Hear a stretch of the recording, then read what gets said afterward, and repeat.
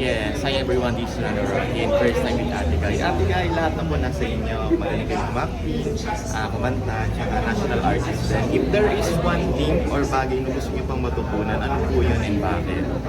Ay, Meron po po.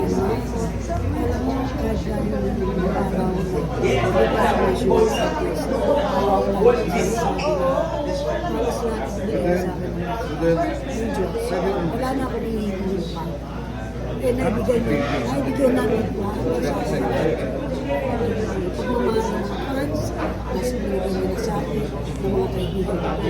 Kayo ang mga nagmamahal sa akin, ng mga panahon. Pagkasalamat ko, ay nandiyan sa akin. At apis ko One last question na lang po, if may gusto pa kayong mga youngster na makasama, sino po yun? lahat sila, hindi ako pwede mamili. Lahat sila kung sino yung, kung ano yung ibigay ang mga producer, mayroong gusto gumawa ng pelikula, kahit sino yung kasama sa akin, hindi ako pwede mamili. Okay po, thank you po Ate Guy and congratulations. Salamat. Okay?